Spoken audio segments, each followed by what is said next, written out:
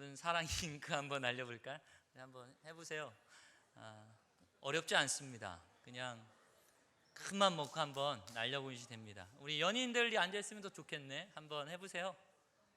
제가 잉크를 잘해서 우리 간사들이 목사님 해야 됩니다, 이런 얘기도 있었습니다. 한번 해보세요. 자, 아무튼 저한테 잉크를 안 받으신 분은 뭐 거의 없으니까 오늘 예배를 통해서 다 받으신 거니까 앞으로 저의 잉크를 회피하지 않으셨으면 좋겠습니다.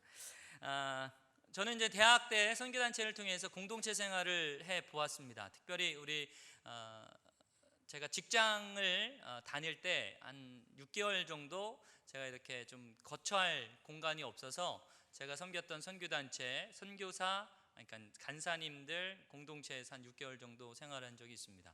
형제들 4명이 이렇게 살았는데 아주 지옥 같은 그런 동굴 속에서 제가 6개월을 어떻게 살았는지 할 정도로 힘든 그런 생활이었습니다. 전혀 뭐 이렇게 선교단체의 배경은 있지만 서로의 인격적으로나 아니면 생활적으로나 서로 잘 모르는 가운데서 남자 넷이서 아주 좁은 방에서 함께 산다는 건 아주 전쟁 같은 일들이 많았습니다. 예를 들면 겨울에 양말을 빨아서 자기 머리맡에 말려놓고 이렇게 자야 됩니다. 꼭 지켜야 돼요.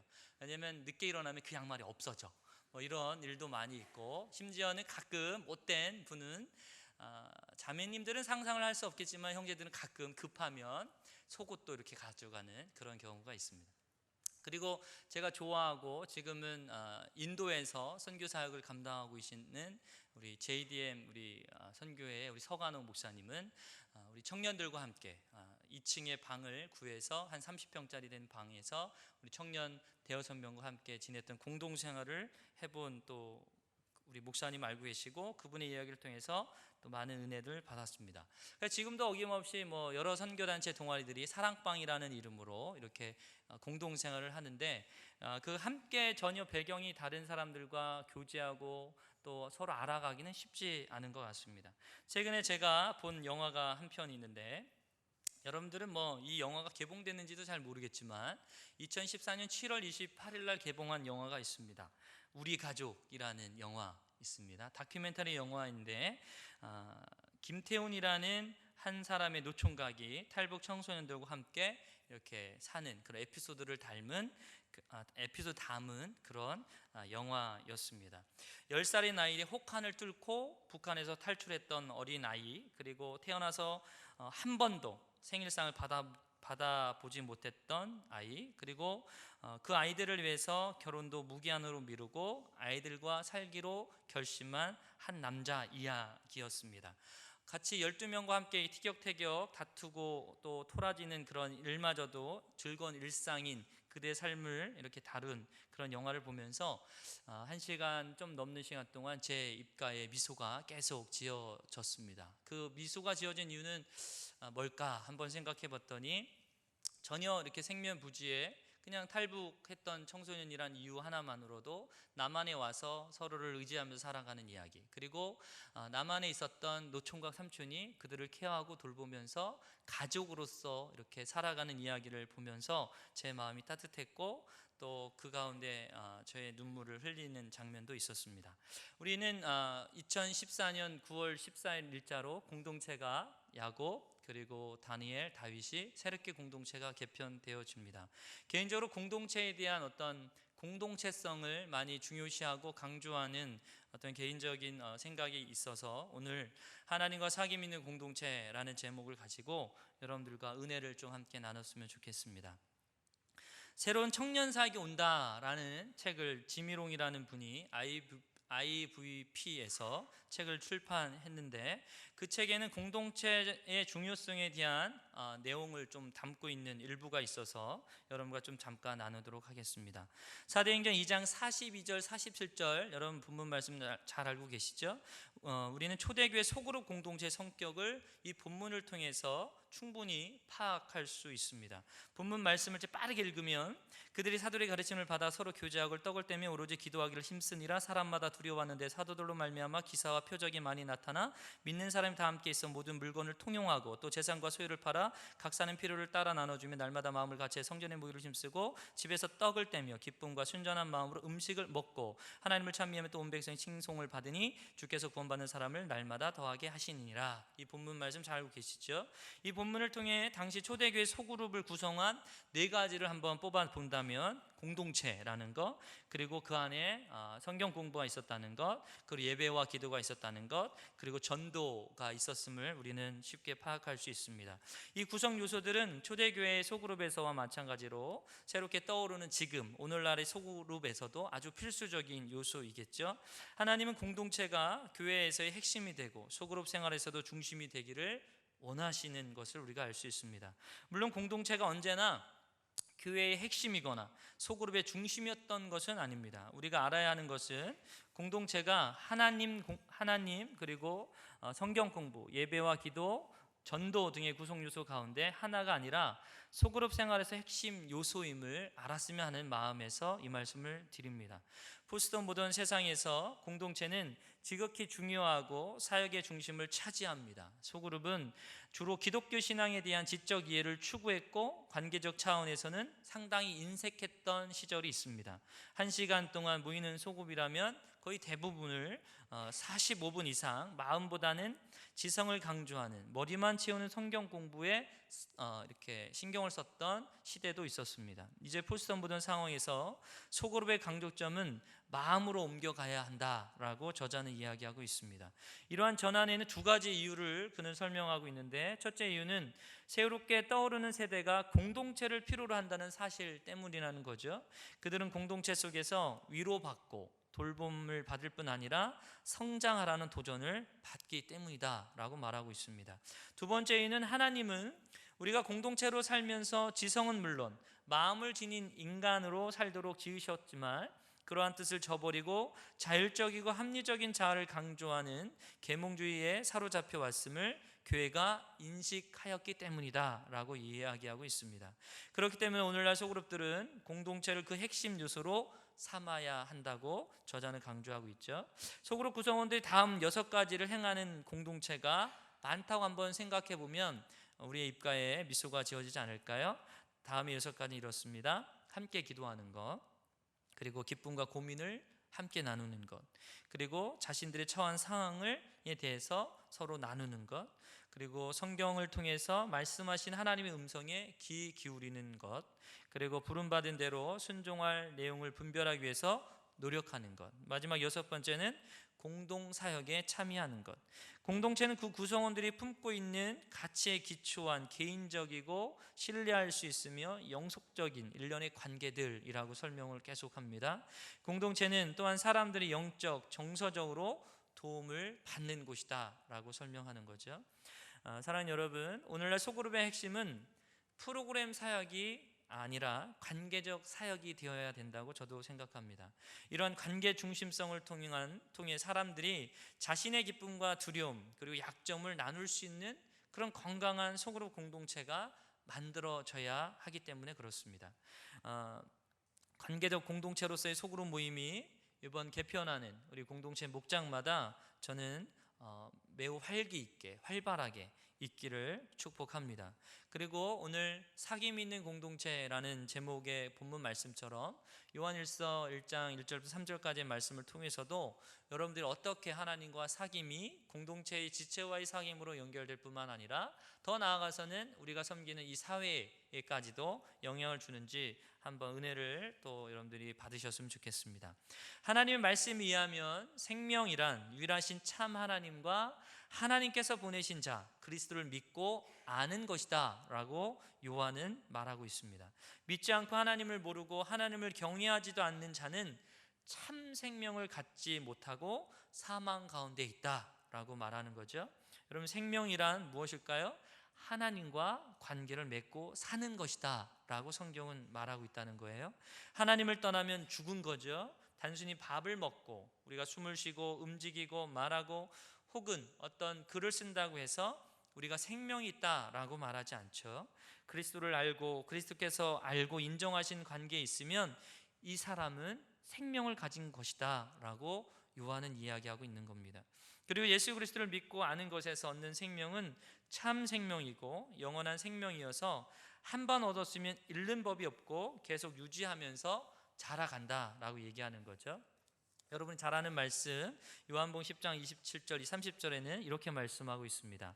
내 양은 내 음성을 들으며 나는 그들을 알며 그들은 나를 따르느니라. 내가 그들에게 생명을 주노니 영원히 멸망하지 아니할 것이요 또 그들은 내 손에서 빼앗을 자가 없느니라. 나와 아버지는 하나이니라 라고 말씀하고 있습니다. 그렇기 때문에 성도인 우리는 그리스도에게서 생명을 얻고 계속해서 그리스도를 믿고 하나님을 알고 하나님께서 아시는 바가 되고 사랑을 받고 성도로서 더욱 하나님의 자녀란 의식이 깊어지고 하나님 은혜를 깨닫고 하나님을 사랑하며 순종할 수 있어야 한다는 말이 되겠죠. 그리스도의 사도는 생명의 말씀을 전하라고 세움을 받은 사람들입니다. 그리스도에 관하여 보고 들은 것을 말할 수 있도록 자격을 갖추어서 확실한 증인으로 세움을 받았습니다. 우리가 보고 들은 바를 너희에게도 전함은 너희로 우리와 사귐 있게 하려 함이다 라고 요한일서 3장 1장 3절에서 말하고 있습니다. 이 하나님의 종 그리스도의 사도가 전하는 생명의 말씀을 듣고 믿으면 이 말씀을 듣고 배우는 사람은 그리스도의 사도들이 가지는 사귐을 함께 가질 수 있다는 뜻이죠. 하나님의 종이 생명의 말씀을 전하고 듣는 사람이 그 말씀을 받을 때에 거기에 성도의 사귐이 이루어진다는 것입니다. 이 사귐이 이루어지게 하려는 것이 그리스도의 사도가 목적하는 것이라는 거고 개인의 구원에 그치는 것이 아니고 한 영혼이 구원받는 것을 주께서 매우 기뻐하신다라는 것입니다. 주께서 이른 양 하나를 찾아서 먼 길을 가시는 분이라는 건 우리가 잘 알고 있죠. 그러나 그리스도의 교회 곧 성도의 사귐을 탄생시키고 보존하고 양육하는 것이 사도들의 사역의 목표라는 것을 우리는 잘 알아야 합니다.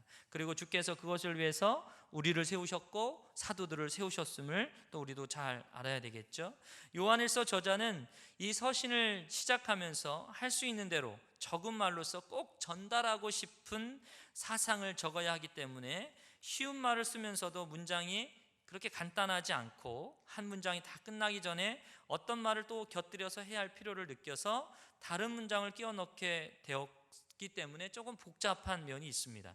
그래서 사도가 글을 쓴 순서대로 따라가면서 좀 번역해보고 이해해보면 좀 더 그 뜻을 분명히 붙잡을 수 있을 것으로 생각합니다. 그래서 1절에서 3절이 한 문장으로 계속 되어지는데 그 1절에서 3절에서의 가장 중요한 핵심 내용은 태초부터 있는 생명의 말씀에 관하여는 우리가 들은 바하고 눈으로 본 바고 자세히 보고 우리의 손으로 만진 바 생명의 말씀에 관한 것이다 라고 얘기할 수 있겠죠. 이것이 1절인데 3절로 뛰어넘어서 너에게도 전함은 너희로 우리와 사귐 있게 하려 함이니 우리의 사귐은 아버지와 그 아들 예수 그리스도와 함께 함이다 라고 말을 하려고 하다 보니까 1절을 다시 시작해서 써내려 갔다는 겁니다. 사도들은 그리스도의 복음을 전파하여 듣는 자들로 하여금 믿고 생명을 얻고 그리스도의 교회에 들어와서 성도의 교제를 구현하도록 하기 위해서 하나님의 세움을 받았습니다. 사도들은 모든 사람 가운데서도 독특한 사람들입니다. 하나님께서 그들에게 증인이 될 만한 기회를 주셨고 또한 하나님께서 친히 그들을 세우셔서 이러한 사명을 맡도록 하셨기 때문에 그렇습니다. 그래서 그들이 전한 복음을 가리켜 생명의 말씀이라고 불렀습니다. 이 세상에 생명의 말씀이라고 부를 만한 말은 없죠. 오직 하나님께서 이렇게 준비하셔서 세상에 전파한 이 말씀만이 생명의 말씀입니다. 사람이 무슨 말을 들어서 죽은 사람을 살아나게 하겠습니까? 아무도 그렇게 할 수가 없습니다. 오직 하나님께서 이 사도들에게 부탁하셔서 온 세상에 전파하도록 하신 이 그리스도의 복음을 들으면 사람들이 죽음에서 생명으로 돌아오는 것이라는 것을 우리는 이 말씀을 통해서 바르게 알아야 합니다. 그래서 생명의 말씀이라고 불렀고 사도들에게는 그들의 사명을 수행할 수 있도록 특별히 하나님께서 자격을 갖추도록 준비시켜 주신 것이 라는 것을 우리가 알아야 되겠죠. 하나님께서 보내신 그리스도를 보고 만나고 제자로 따르며 그의 말씀을 듣게 하셨고 그리스도에 관한 계시를 받도록 사도들에게 하셨다는 말입니다. 태초부터 있던 영원한 것을 듣고 보고 주목하고 만짐으로 알 수 있도록 하셨고 이것을 전하여 듣는 자들이 성도의 교제를 갖게 하라고 하셨기 때문에 그렇습니다. 그래서 이 큰 사실을 쓰려고 1절을 저자는 생명의 말씀에 관하여까지 쓰고 보니까 그리스도의 복음, 그 생명의 말씀이 되게 하신 것은 다름 아닌 뭐라는 거예요? 하나님의 아들 예수 그리스도께서 세상에 오신 사실이기에 이 중대한 사실을 여기서 말하지 않고 뒤로 미룰 수 없다라고 말하고 있는 겁니다. 이 생명이 나타내신 바 된지라 이 영원한 생명을 우리가 보았고 증거하여 너에게 전하노니 이는 아버지와 함께 계시다가 우리에게 나타나신 바 된지라. 이 말을 삽입하면서 하려던 말이 잠시 중단되어서 다시 또 시작하려니까 1절의 내용을 다시 반복해서 계속 시킬 수밖에 없다는 거죠. 그래서 우리가 보고 들은 바를 너희에게 전한다 하고 저자는 말하고 있습니다. 우리가 보고 들은 바라는 말은 이미 1절에서 한 말이지만 간단히 반복할 필요가 있었다는 거죠. 그래서 우리가 보고 들은 바를 너에게도 전함은 너희로 우리와 사귐이 있게 하려 함이다 라고 말한 것입니다. 사랑하는 여러분, 우리가 요한일서 머릿말을 자세히 들여다보니까 첫째로 이 저자는 생명의 말씀, 곧 그리스도의 복음의 유래가 어떤 것인가, 사도들이 전하는 생명의 말씀이 어디서 와서 어떻게 확실한 경로를 거쳐서 세상에 나아가는가 하는 것을 자세하게 그리고 분명하게 기록하고 있음을 우리가 발견하게 됩니다. 사도가 전하는 복음은 태초부터 있던 것입니다. 영원한 진리라는 말입니다. 시대에 따라 변하는 사람의 교훈이 아니라는 말이죠. 인간 사상가의 사상의 산물도 아니라는 겁니다. 어떤 사상은 특별히 젊은 사람들의 마음을 사로잡고 한 시대를 풍미하지만 그 시대가 지나면 시들해 버리지 않겠습니까? 그것이 생명의 말씀이 아니니까 아무리 위대한 사상이라 하더라도 사람의 마음을 영원히 사로잡지 못한다는 말입니다. 그래서 물결과 같습니다. 밀려올 때도 있지만 물러갈 때도 있습니다. 일시적으로 부는 바람과도 같습니다. 사람이 공교히 꾸며낸 이야기가 아닌 거죠. 영원한 진리가 계시되어 사도들이 직접 듣고 자세히 눈여겨보고 손으로 만져보기도 한 것입니다. 예수께서 육신으로 계실 때뿐만 아니라 부활하신 뒤에 신령한 몸과 영광스러운 몸도 자세히 사도들은 주목하고 만져보기도 하였습니다. 사람이 어떻게 죽지 않고 영원히 사는가? 썩지 않는 몸이 있는가? 썩지 않는 몸을 본 적이 없으니까 세상에서는 의심할 수밖에 없었을 것입니다. 그러나 사도들은 썩지 않는 영광스러운 몸을 보고 자세히 관찰하고 만져보기도 했습니다. 예수께서 그 몸으로 떡을 잡수시는 것도 제자들은, 사도들은 보았습니다. 그리스도의 복음은 사실을 전하는 기쁜 소식인 줄 믿습니다. 믿을 만한 인식 작용을 거쳐서 확실한 지식을 가지고 전하는 진리인 줄 믿습니다. 그래서 요한일서 저자는 하나님께서 세우신 그리스도의 사도로서 자기가 진리를 전할 만한 자격을 구비했다는 확신을 가지고 권위 있게 이 본서를 기록하고 있습니다. 자기가 갖추고 있는 자격을 스스로 느끼고 그 하나하나를 적어 내려가고 있다는 거죠. 전하려는 내용이 어떤 것이라는 거예요? 태초부터 있던 바고 우리가 들은 바고 눈으로 본 바고 주목하고 우리 손으로 만진 바라라고 그는 이야기하고 있습니다. 우리가 들은 바라 하였는데 증거한다는 것은 사실을 사실대로 현장에서 보고 들은 대로 말하는 것 아니겠습니까? 그래서 증인이 되게 중요하잖아요. 사람은 보고 듣는 데서 무엇을 알게 되고 지식을 얻게 됩니다. 자세히 관찰하는 데서 확실한 지식을 얻는 경우가 많죠. 또한 손으로 만져서 감각을 통하여 알게 되는 경우도 참 많이 있습니다. 자기 앞에 있는 것이 사람인가 아니면 무슨 영인가 알기 위해서는 손으로 만져봐서 감각으로 알 수 있습니다. 하나님은 영원히 살아계시고 하나님께 관한 지식과 하나님 뜻도 영원합니다. 태초부터 있는 것입니다. 사도들은 하나님의 은혜로 이것을 보고 듣고 자세히 관찰하고 접촉할 수 있었고 이렇게 알게 된 것을 널리 전하라고 하나님께 임령을 받았다는 겁니다. 저와 여러분 어떨까요? 저와 여러분들은 사도들이 그랬던 것처럼 은혜로 듣고 자세히 관찰하고 접촉할 수 있고 그렇게 해서 주 예수 그리스도를 널리 전하라고 하나님께 임명받은 자들이라고 믿습니까?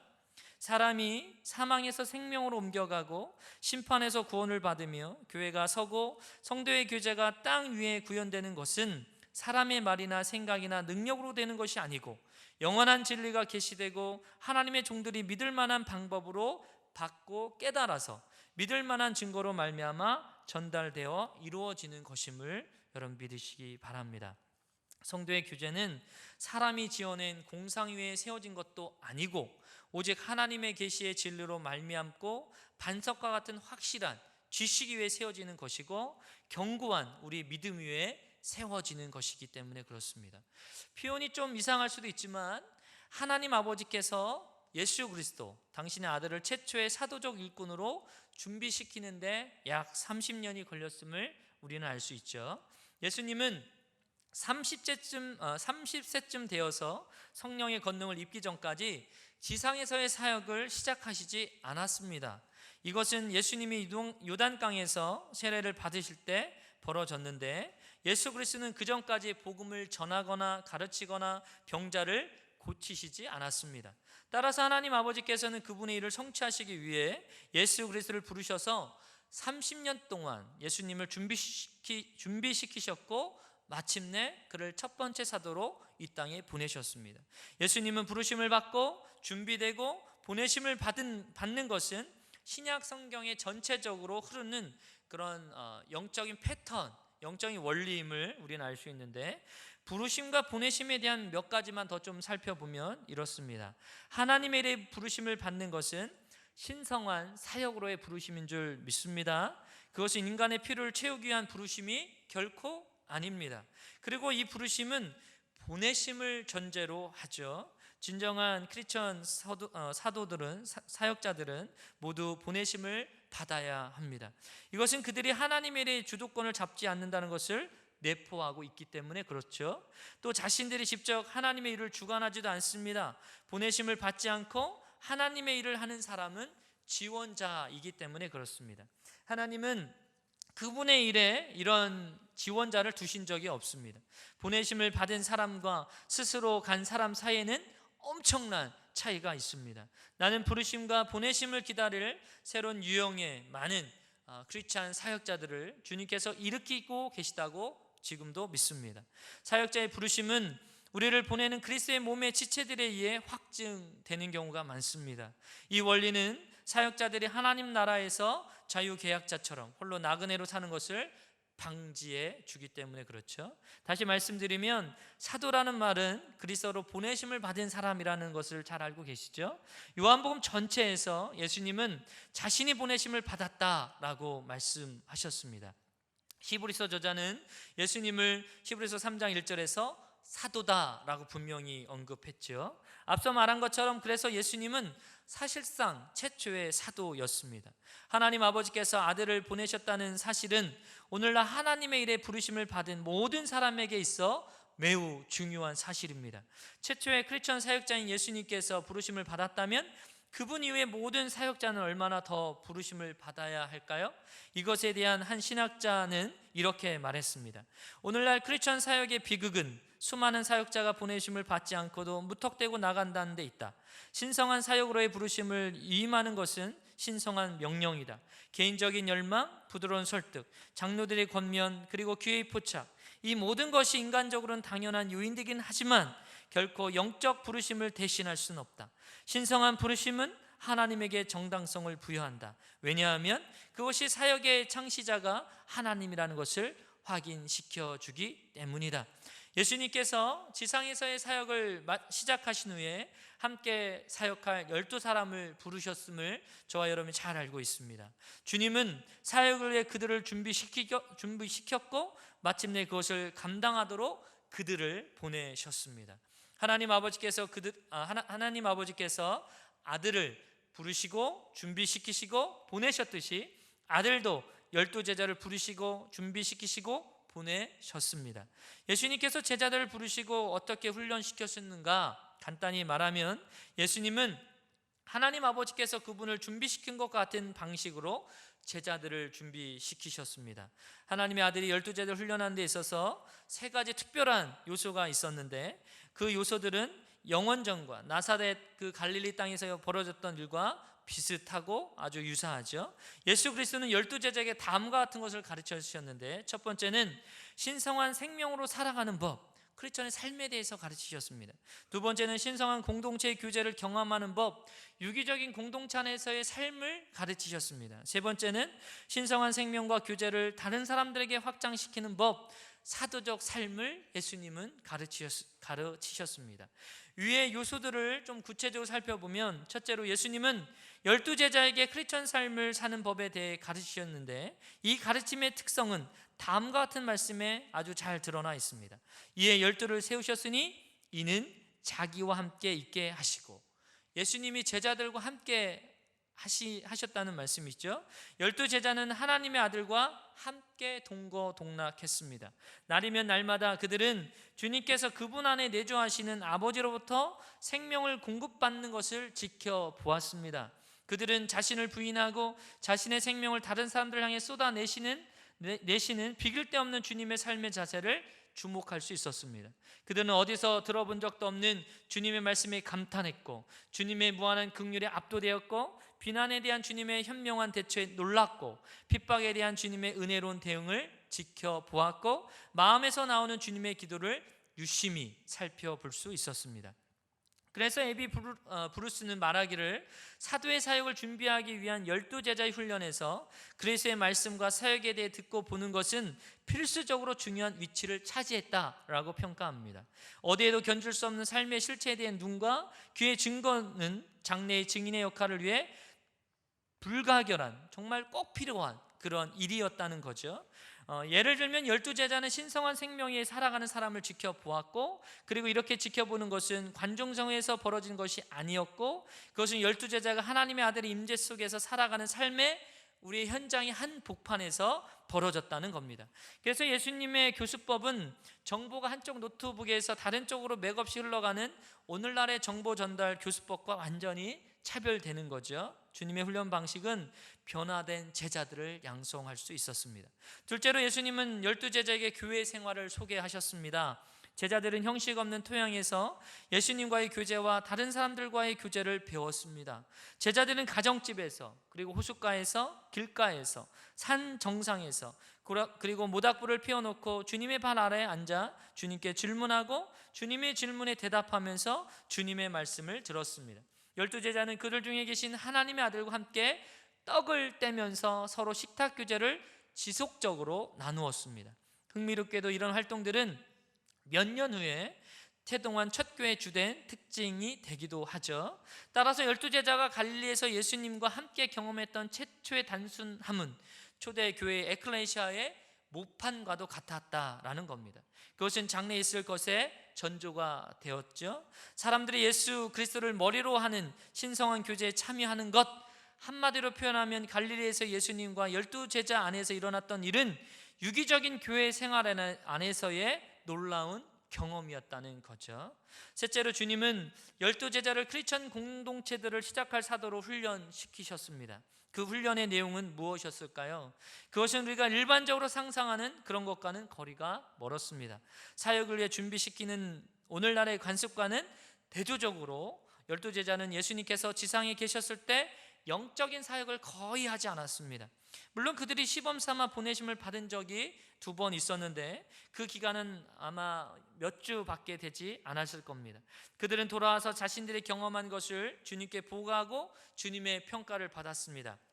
그렇지만 12제자의 활동 대부분은 평범한 일들이었죠. 예를 들면 굶주린 사람들에게 음식을 나눠주는 것, 5,000명에게 7,000명에게 주님의 순회 사역을 위해 거처를 마련하는 것, 주님이 주가 쓰시겠다 하라, 그럼 마가다락방도 나오고 그런 거 아닙니까? 그리고 회심한 사람들에게 세례를 주기 위해서 준비하는 것, 그리고 그들의 여행을 위해 양식을 준비하는 것. 예수님은 매일 12제자 앞에서 본을 보여주시면서 하나님의 일을 어떻게 성취할 것인지를 그들에게 가르치셨습니다. 자신의 본보기를 통해 주님은 다음과 같은 실제적인 면을 그들에게 보여주셨죠. 뭐가 있을까요? 기도, 섬김, 자기를 부인하는 것, 병 고침, 긍휼을 베푸는 것, 갈등을 해결하는 법, 그리고 질문하는 것. 하지만 그들의 훈련에서 가장 중요한 부분은 주님의 직접적인 머리 대심 아래서 공동체적 삶을 사는 경험이었다는 것입니다. 12제자가 예수님과 함께 살았을 뿐만 아니라 서로 역시 함께 살았음을 우리는 주목해 볼 필요가 있죠. 그리고 함께 사는 경험을 통해 그들의 삶이 드러나게 되었음을 우리는 주목해 볼 수 있습니다. 여러분, 12제자가 함께 살면서 하나는 우편에, 하나는 좌편에, 하나는 여의정, 하나는 좌의정 하면서 치맛바람까지 일으키면서 그들의 속에 있는 아주 노골적인 욕심과 그들의 어떤 욕망을 드러냈던 적을 우리는 잘 알 수 있습니다. 12제자가 서로 이리저리 부딪히게 되자 인격의 어두운 면이 예수님 앞에서 발가벗겨진 채로 드러났다는 거죠. 예수님은 제자들의 선입견을 깨뜨려 보시고 어떤 탁월한 외과 의사처럼 그들의 영혼을 열어 그 안에 있던 숨은 동기를 아주 마구잡이로 드러내셨습니다. 주님은 그들의 별난 성격을 다루셨죠. 주님은 하나님 나라, 능력 등에 대한 그들의 생각을 고치셔서 다시 정리해 주셨습니다. 또한 서로에 대한 그들의 생각도 재정리해 주셨습니다. 그 주제들 하나하나에 대해서도 자세하게 세심하게 가르쳐 주셨습니다. 12제자는 예수 그리스도가 중심인 치열하게 삶을 나누는 공동체 안에서 3년 동안 살면서 그들의 삶이 노출되었고 검증되어졌으며 그들의 삶이 부서졌습니다. 이런 집단적인 공동체에서 그들은 돈으로 살 수 없는 귀중한 교훈들을 얻게 되었습니다. 무엇이 있을까요? 관계성, 관용, 인내, 오래 참음, 겸손, 용서, 신뢰, 긍휼, 그런 교훈들을 극도로 비싼 대가를 요구하지만 예수님과의 관계 안에서 이 모든 것들을 그들은 배웠다는 겁니다. 갈릴리에서의 12제자의 경험은 하나님의 예수 그리스도의 놀라운 현장 실습이었습니다. 훌륭하게 짜진 그 경험은 12명의 타락한 사람들을, 가롯 유다는 예지만 결국 주님께서 쓰시기에 합당한 쓸모 있는 사람들로 만들었습니다. 끝까지 주님을 부인하지 않고 초대교회를 세우는데 이들의 1등 공신 아니겠습니까? 갈릴리에 있던 교회의 모형은 12제자를 위한 신성한 훈련 센터였다는 거죠. 이런 이유로 갈릴리의 경험은 우리가 바르게 알고 이해해서 우리 삶에 충분히 적용할 수 있는 그런 영적인 패턴이 분명히 있음을 믿습니다. 그래서 로버트 콜만이라는 또 신학자는 이렇게 말했습니다.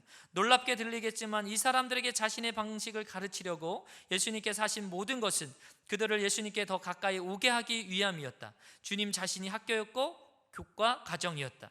예수님께서 이 몇몇 제자들에게 투자하신 시간은 다른 사람들에게 주어진 시간과 비교해서 압도적으로 많았죠. 따라서 그것이 계획적인 전략이었다고 말할 수 있다는 겁니다. 주님은 이 세상의 다른 모든 사람들을 합친 것보다 그분의 제자들과 함께 실제로 더 많은 시간을 보내셨고 전체 사역 활동의 대부분을 그들과 함께 잡수시고 그들과 함께 주무시고 그들과 함께 대화하시는데 활애하셨습니다. 예수님께서 다른 사람들에게 사역하실 때도 제자들이 언제나 예수님과 함께 거기에 있었다는 사실을 우리는 결코 간과해서는 안 됩니다. 예수님은 팡파를 울리지 않고 세상 사람들 눈에 띄지 않고 이렇게 말씀하고 계셨습니다. 주님이 떠나시고 나서 주님의 증인이 될 사람들을 훈련하고 있었다라는 말입니다. 주님의 일을 위해 부르심을 받은 각 사람은 그 사람의 경험 속에 모세가 광야 학교가 있었듯이 그리고 12제자들에게 갈릴리의 예수님의 훈련 학교가 필요한 것처럼 우리 공동체 안의 소그룹 모임의 모든 목자들도 이와 똑같은 훈련 학교가 있었고 여러분들의 그 자리를 지킬 수 있음을 저는 매우 기쁘게 생각합니다. 사랑하는 여러분, 특별히 목자로 부름받은 2014년 2학기에 사역하는 우리 귀한 목자님들, 여러분들을 주님의 이름은 정말 축복합니다. 여러분, 앞서 긴 이야기를 제가 공동체성을 강조하면서 한 이야기, 우리 소그룹 안에 꼭 적용되기를 소망하면서 저는 말씀을 드린 겁니다. 유기적인 관계, 서로의 어떤 깊이 있는 대화, 그 가운데서 생명의 말씀으로 서로가 살아나는 이 놀라운 경험을 우리 공동체에 꼭 해야 합니다. 그래야만 우리가 대사회적으로도 복음 증거 공동체로 살아갈 수 있습니다. 우리 영상 하나를 보겠습니다. 짧은 영상인데 공동체가 어떠해야 하는가에 대한 개인적인 좀 좋은 통찰이 있어서 한번 보겠습니다.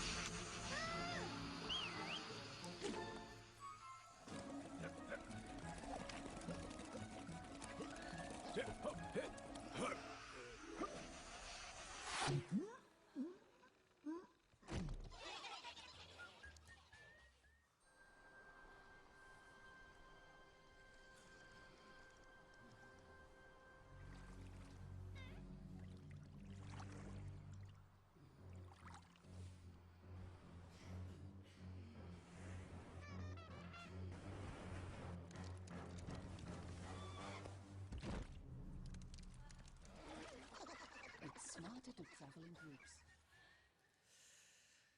짧은 영상이지만 시사하는 바가 있죠, 여러분. 한 사람이 중요해요. 한 사람, 공동체의 한 사람, 한 공동체의 목자 한 사람, 그리고 목원 한 사람 소중합니다. 아까 펭귄 저는 조스인 줄 알았는데 범고래더라고요. 그 한 펭귄이 안 넘어왔으면, 그렇죠? 마지막에 한 펭귄이 넘어갑니다. 많은 사람들의 그 대세에 따라 안 넘어갔으면 범고래를 물리칠 수 없겠죠. 말씀을 마치겠습니다.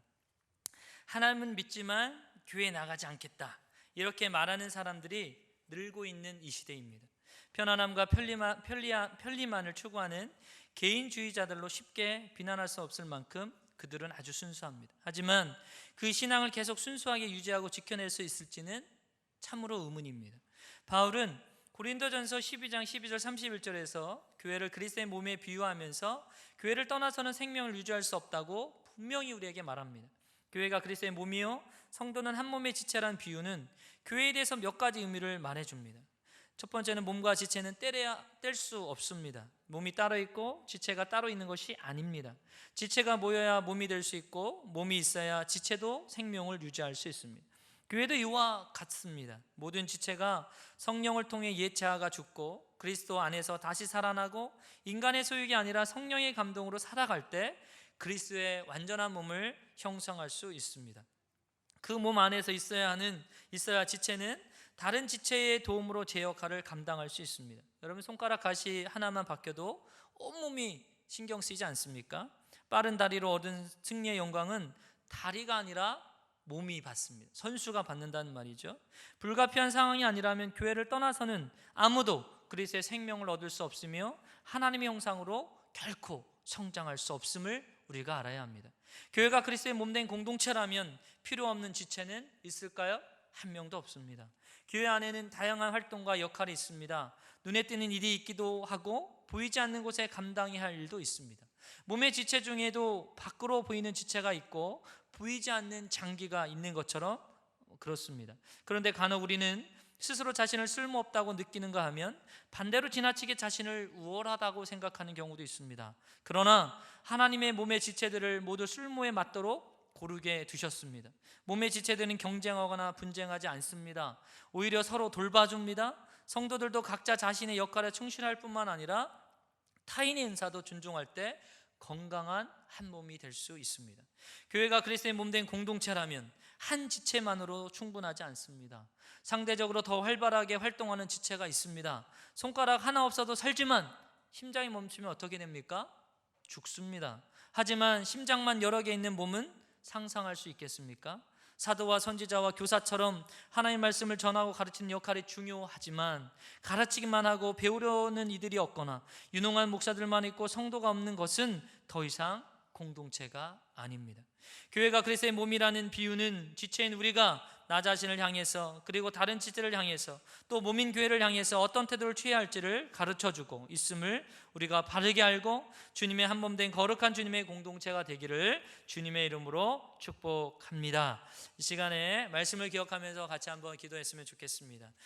요한일서 말씀을 통해서 주님과 사귐 있는 공동체라는 제목으로 말씀을 드렸습니다. 긴 말씀이지만 우리 안에 각자가 말씀을 통해서 깨달은 부분, 또 특별히 공동체 개편을 앞두고 우리 공동체가 어떠해야 하는가에 대해서 좀 방향을 두고 전했는데 우리 소그룹 공동체가 어떻게 나가야 될까, 그 부분에 대해서 좋은 통찰을 얻는 말씀의 시간이었다면 여러분 목자들, 특별히 목자들, 마을장들, 간사들, 이 시간 하나님께 좀 올려드리는 여러분 소그룹과 목장과 또 공동체가 되었으면 좋겠습니다. 이 시간에 말씀을 기억하면서 같이 한번 기도하도록 하겠습니다.